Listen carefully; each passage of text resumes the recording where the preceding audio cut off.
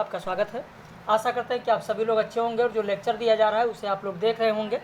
इस समय नाटक की विधा प्रारंभ हो चुकी है और नाटक की विधा में कल आपने देखा भारतेंदु के 2 नाटक आप लोगों को कराए गए। एक अंधेर नगरी, दूसरा भारत दुर्दशा नाटक कराया गया। आज का जो शेड्यूल लगा हुआ है, आज के शेड्यूल में आप लोगों को एक नाटक दिया गया, अंधा युग नाटक। आज धर्मवीर भारती का अंधा युग नाटक दिया गया, उस पर आपको PDF सुबह उपलब्ध करा दिया गया।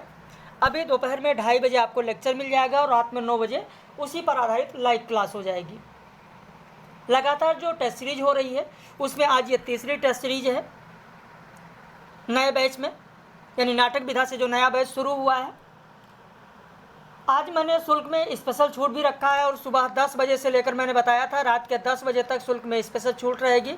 चाहे PGC नेट के लिए करना चाहते हैं, Rajasthan assistant professor, Madhya Pradesh assistant professor या हायर के लिए करना चाहते हैं UP HSC के लिए, तो उसके लिए आज छूट है शुल्क में।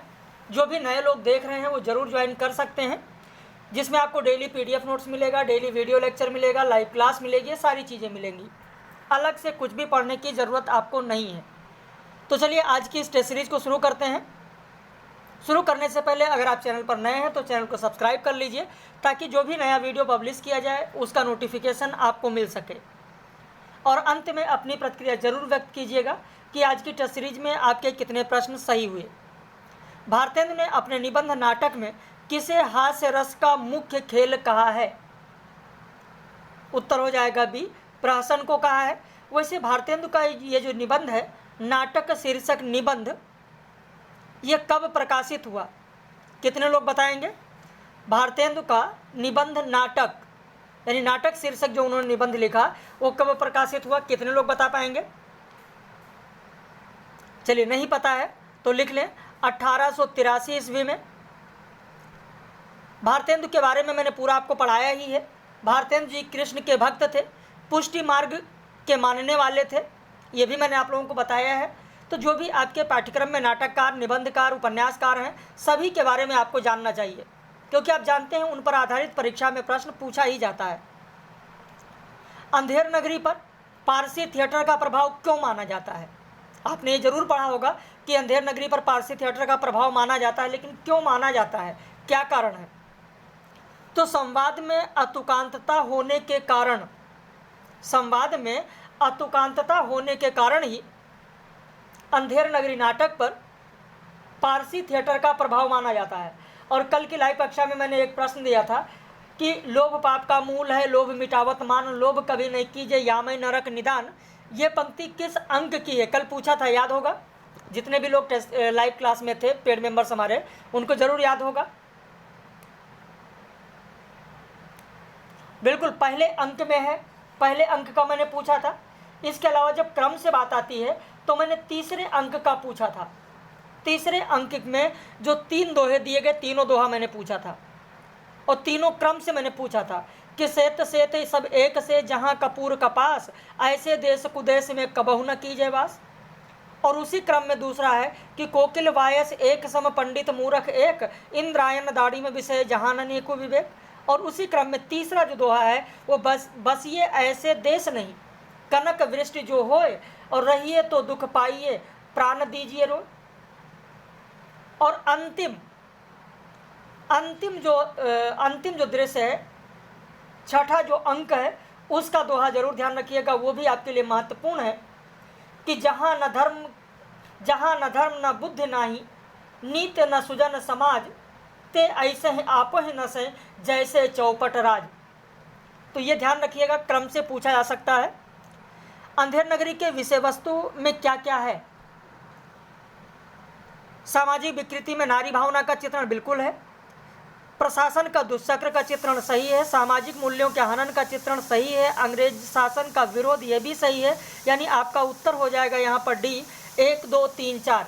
अब कई लोगों ने जब यह प्रश्न कराया था एक बार, तो उन्होंने कहा सर सामाजिक विकृति में नारी भावना का चित्रण कहाँ पर है? नारी भावना में आप देखेंगे, जब दूसरा अंक पढ़ेंगे, मछली वाली को देखिए तो वहाँ पर नारी भावना जरूर मिलेगा। नारी के बारे में क्या कहा गया? भाई मछली ले मछली, मछरिया 1 टके के बिकाए, लाख टका के बाला जोबन गाहक सब ललचाए, और नैन मछरिया रूप जाल में देखत ही फंस जाए, बिन पानी मछली सो बिरहिया मिले बिना अकुलाए। तो ये क्या है? नारी भावना ही तो दिखाया गया मछली वाले के माध्यम से।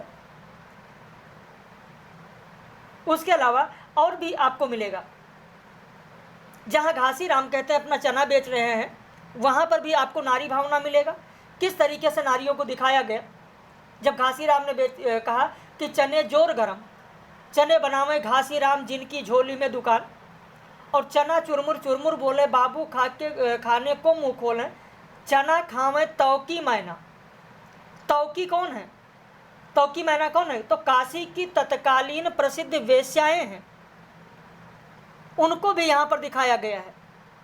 चना खावे तौकी मैना, बोले अच्छा बना चबैना, चना खाए गफूरन मुन्नी, बोले और नहीं कुछ सुनना। तो इस तरीके से महिलाओं को के बारे में भी यहाँ पर दिखाया गया है, महिलाओं के बारे में भी यहाँ पर दिखाया गया। तो इसलिए इस पर जरूर आप लोगों का ध्यान होना चाहिए।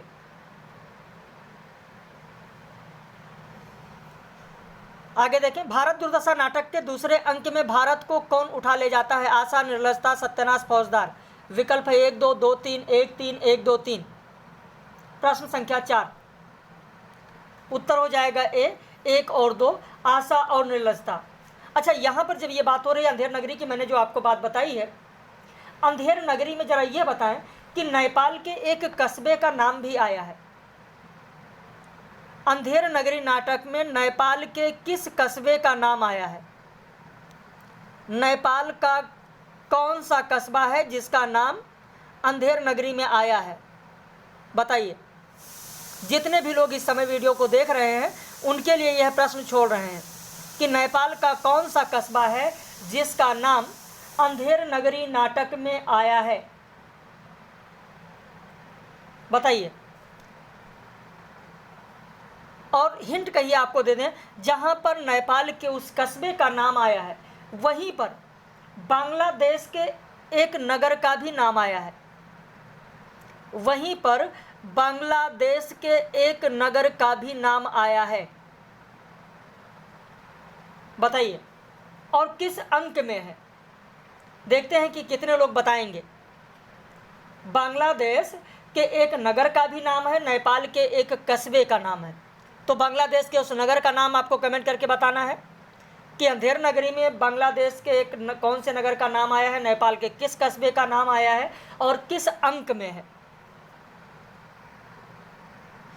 भारत दुर्दशा के चौथे अंक में निम्न में से आने का सही क्रम क्या है? कल की लाइव कक्षा में भी मैंने आपको ये बताया था कि इसे जरूर ध्यान रखिएगा। सबसे पहले रोग आता है, रोग के बाद आलस्य आता है, आलस्य के बाद मदिरा, मदिरा के बाद अहंकार। भारत दुर्दशा नाटक के किस अंक में 6 सदस्यों की सुधार समिति का गठन किया गया है? उत्तर हो जाएगा डी 5वां अंक, किताब खाना। अब जब मैंने 6 सदस्यों की सुधार कमेटी की बात की थी तो सदस्य 7 हैं, सभापति को नहीं 6 हैं, सभापति को नहीं जोड़ा गया। अगर सभापति को जोड़ेंगे तो सभापति सहित 7 लोग होंगे। सभापति सहित कुल कितने लोग हैं? तो 7 हैं। अगर कितने सदस्य हैं यह पूछा जाए तो 6 हैं। भारत दुर्दशा में उदाहरण स्वरूप कौन कहता है? सूच्यग्राहम न दस्यम विन युद्धेन केशवः। भारत दुर्दैव, भारत भाग्य, सत्यानाश, फौजदार, आलस्य। उत्तर हो जाएगा बी, भारत भाग्य।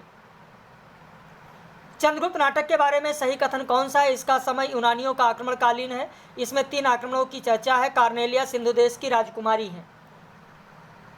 उत्तर हो जाएगा ए 1 और 2।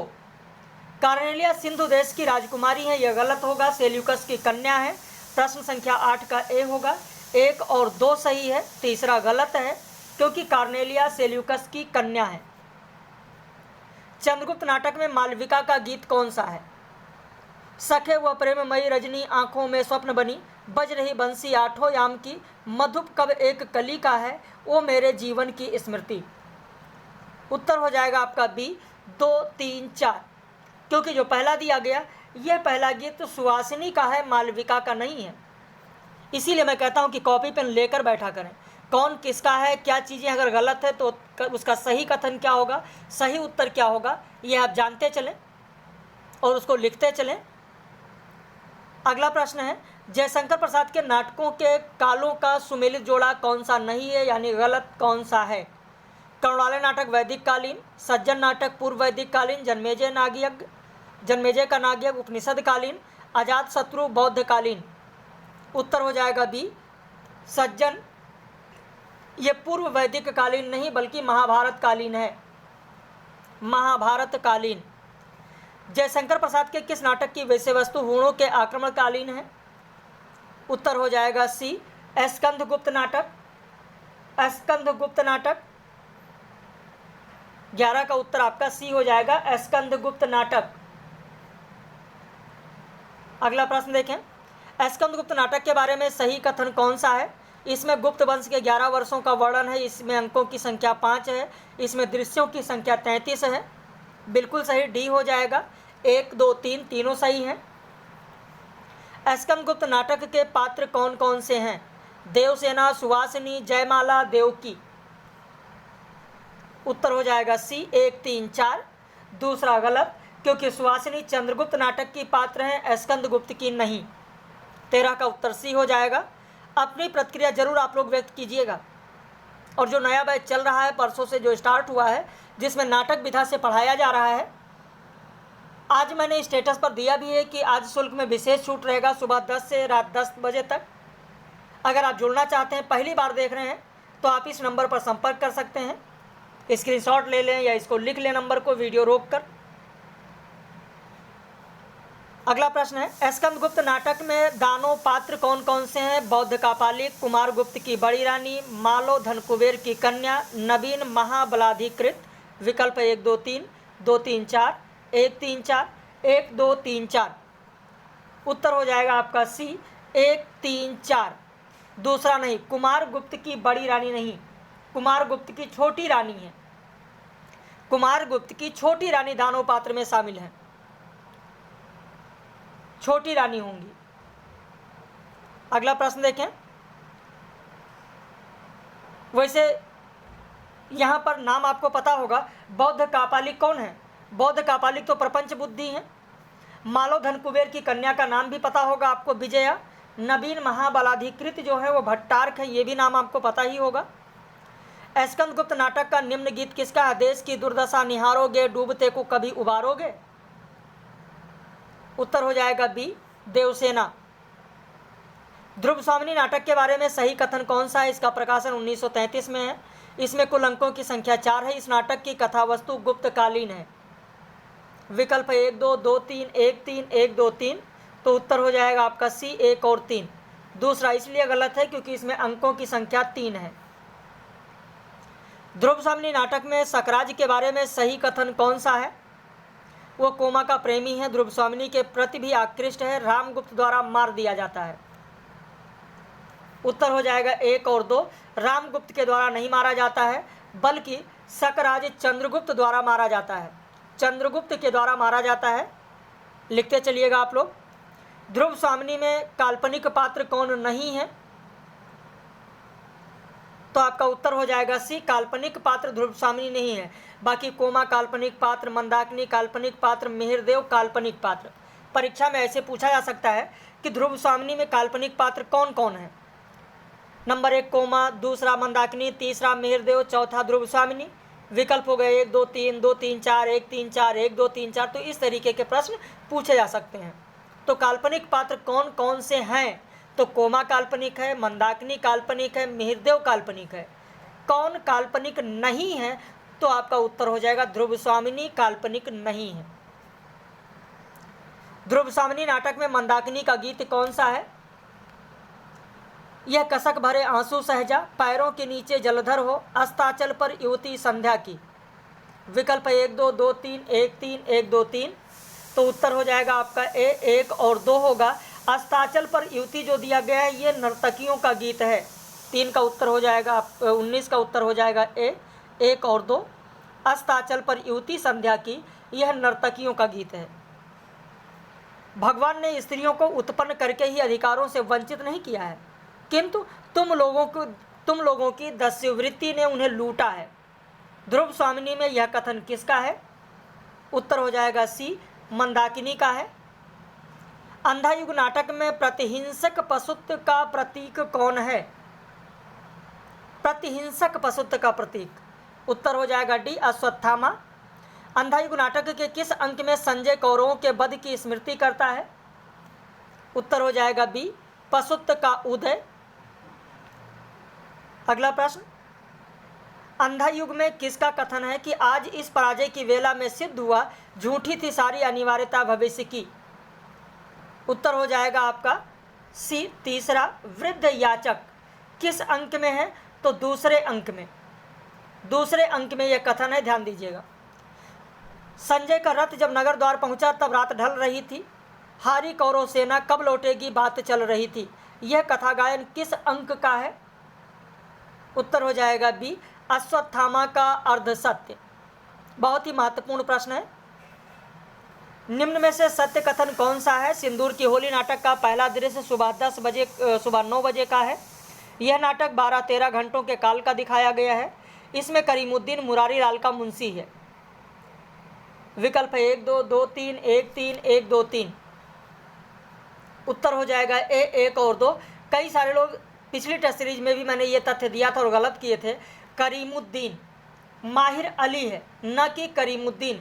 करीमुद्दीन परिंदे कहानी में है, निर्मल वर्मा की कहानी जो परिंदे है उसमें करीमुद्दीन है, यहाँ पर करीमुद्दीन नहीं है, यहाँ पर माहिर अली है। सिंदूर की होली नाटक के बारे में सही कथन कौन सा है? चंद्रकला रजनीकांत की प्रेमिका है, मनोरमा एक विधवा है, इससे मुरारीलाल प्रेम करता है। मनोज शंकर की हत्या मुरारीलाल ने करवा दिया था। विकल्प 1 2 2 3 1 3 1 2 3। तो उत्तर हो जाएगा डी, 1 2 3। सिंदूर की होली नाटक में मनोरमा की शादी किस आयु में हुई थी? 8 वर्ष, 10 वर्ष, 15 वर्ष, 18 वर्ष। उत्तर हो जाएगा आपका ए, 8 वर्ष। 27 का उत्तर होगा ए, 8 वर्ष। अगला प्रश्न, सिंदूर की होली नाटक में मनोरमा का कथन कौन सा है? दुख जिस वस्तु का अनुभव हुआ ही नहीं उसके अभाव का दुख क्या? कला का आधार तो विश्वास है और शिक्षा का संदेह। स्त्री का हृदय सर्वत्र एक है, क्या पूर्व क्या पश्चिम क्या देश क्या विदेश।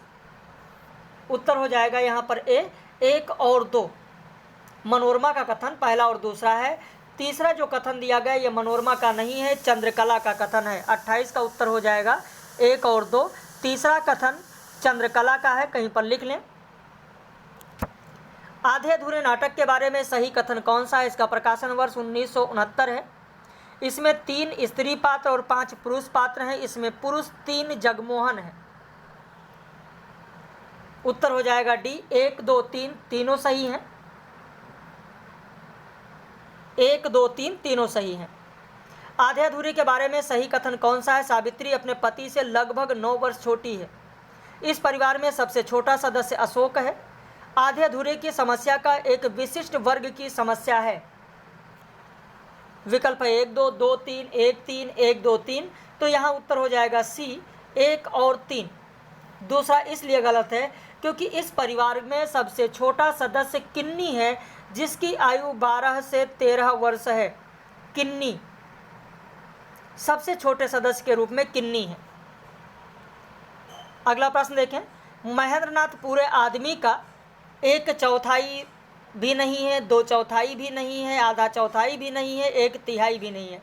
इसमें से कौन सा कथन होगा जो खाली स्थान दिया गया है? उत्तर हो जाएगा 31 का सी, आधा चौथाई। 31 का सी होगा, आधा चौथाई। अगला प्रश्न देखें, आधे अधूरे के बारे में सही कथन कौन सा है? यह अस्तित्ववादी जीवन दर्शन पर आधारित नाटक है। इसमें बिन्नी सावित्री का ही नवीन या युवा संस्करण है। किन्नी अधूरेपन और पूरेपन के 2 पार्टों के बीच पिसकर चित्कार कर रही है। विकल्प 1 2 2 3 1 3 1 2 3। तो यहाँ पर उत्तर हो जाएगा डी, 1 2 3। 32 का डी हो जाएगा, तीनों सही हैं। आषाढ़ का एक दिन नाटक के बारे में सही कथन कौन सा है? इसका प्रकाशन 1958 में हुआ। इसमें 3 अंक हैं। अंबिका मल्लिका की पुत्री है। इसमें कालिदास कवि तो दंतुल राजपुरुष है। यहाँ पर प्रश्न संख्या जो 33 दिया गया, 33 का उत्तर हो जाएगा सी। 1 और 3 सही है, दूसरा गलत है, उल्टा लिखा हुआ है। 33 का सी होगा। आषाढ़ का एक दिन नाटक में निक्षेप का कथन कौन सा नहीं है? ध्यान देना, जल्दबाजी करेंगे गलत हो जाएगा। कौन सा नहीं है? योग्यता 1/4 व्यक्तित्व का निर्माण करती है। मैंने आशा नहीं की थी कि उज्जैनी जाकर कालिदास इस तरह वहाँ के हो जाएंगे।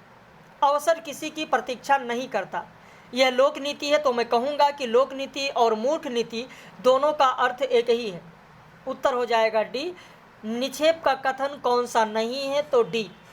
डी निक्षेप का कथन नहीं है। लेकिन अब आपके मन में सवाल उठता होगा, फिर यह है किसका?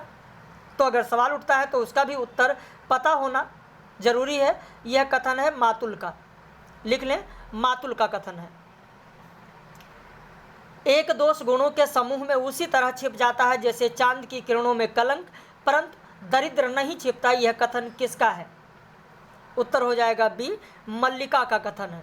आषाढ़ का एक दिन में मल्लिका का कथन है। 35 का बी हो जाएगा। प्रश्न संख्या 36 देखें। मल्लिका की बच्ची को भी हरिण शावक के समान सुंदर किसने कहा है?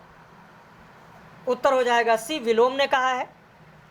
आगरा बाजार नाटक के बारे में सत्य कथन कौन सा है?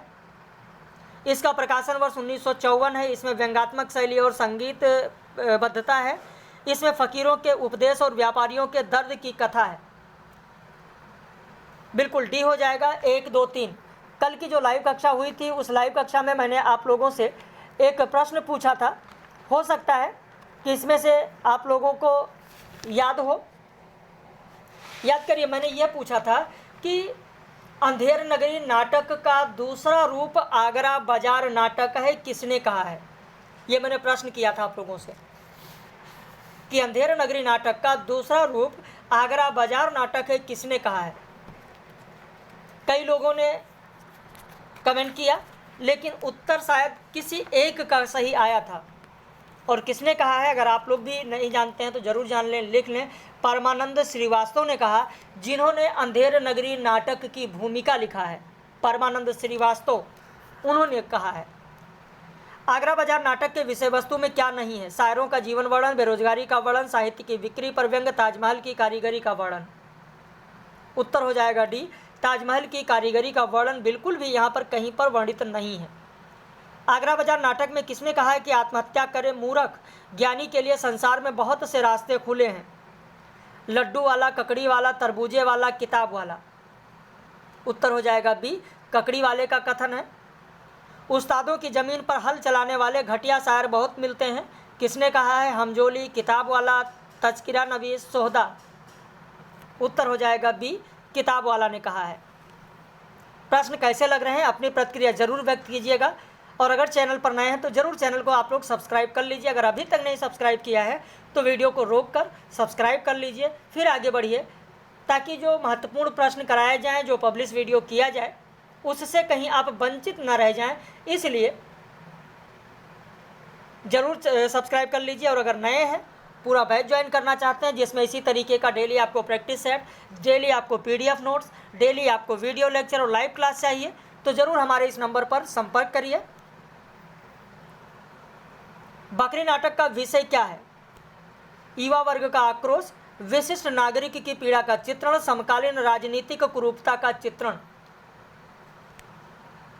उत्तर हो जाएगा आपका सी, 1 और 3। 1 और 3 होगा। विशिष्ट नागरिक की पीड़ा का चित्रण बकरी नाटक में कहीं नहीं है। बकरी नाटक का पात्र कौन नहीं है? ध्यान देना, कौन नहीं है पूछा गया है। धर्मवीर, कर्मवीर, सत्यवीर, दुर्जन सिंह। एकदम मिलता जुलता नाम है। ए हो जाएगा धर्मवीर। जो इतिहास को झुठलाता है वह समाजद्रोही है, समय उसे कभी माफ़ नहीं करेगा। बकरी नाटक में यह कथन किसका है? आपका उत्तर हो जाएगा ए, कर्मवीर का है। एक और द्रोणाचार्य नाटक में प्रतीकों का सही जोड़ा कौन सा है? अरविंद द्रोणाचार्य का प्रतीक, प्रिंसिपल भीष्म का प्रतीक, लीला कृपी का प्रतीक, विमलेंदु सैनिक का प्रतीक। उत्तर हो जाएगा डी, 1, 2, 3, 4 सभी के सभी सुमेलित हैं। एक और द्रोणाचार्य के विषय वस्तु में क्या नहीं है? पीड़ित शिक्षक की विडंबना, अध्यापक के अस्तित्व की समस्या, गुरु और शिष्य की मधुरता, द्रोणाचार्य के रूप में वर्तमान विसंगति। उत्तर हो जाएगा सी, गुरु और शिष्य की मधुरता। ये विषय वस्तु के रूप में नहीं है। बाकी पीड़ित शिक्षक की विडंबना दिखाया गया, अध्यापक के अस्तित्व की समस्या का चित्रण किया गया, द्रोणाचार्य के रूप में वर्तमान विसंगति को दिखाया गया है। अंजू दीदी नाटक में कुल दृश्यों की संख्या कितनी है? उत्तर हो जाएगा 4 दृश्य हैं। अंजू दीदी नाटक का पात्र कौन है? श्रीपत, अणिमा, नीलम, राधु। बिल्कुल डी हो जाएगा। 1, 2, 3, 4 सभी हैं। वक्त की पाबंदी सभ्यता की पहली निशानी है। यह अंजलि ने किससे सीखा था? पिता से, माता से, नाना से, गुरु से। उत्तर हो जाएगा सी, नाना से सीखा था। महाभोज नाटक का विषय क्या क्या है? दलित राजनीति, विकाऊ मीडिया का चित्रण, गरीब जनता का शोषण। तो उत्तर हो जाएगा डी, 1, 2, 3। महाभोज में जमुना कौन है? तो दास साहब की पत्नी है जमुना। तो इस तरीके के से आज के ये सीरीज में 50 प्रश्न थे। बाकी आप लोगों को अंधा युग नाटक पर अभी वीडियो लेक्चर मिलेगा। रात में अंधा युग नाटक पर लाइव कक्षा में प्रश्न कराए जाएंगे अंधा युग पर। बाकी धर्मवीर के और भी जो नाटक हैं उस पर प्रश्न कराए जाएंगे, उनकी जो रचनाएं हैं उन पर प्रश्न कराया जाएगा। तो यही क्रम इस समय चल रहा है। अगर आप नए हैं और ज्वाइन करना चाहते हैं तो जो आपका छूटा है नाटक वह आपको मिल जाएगा। आप हमारे इस नंबर पर संपर्क कर सकते हैं। बाकी लगातार आप पढ़ते रहें, अपने पथ की ओर, आप लक्ष्य की ओर अपने अग्रसर रहें और ईश्वर आपको कामयाब करे।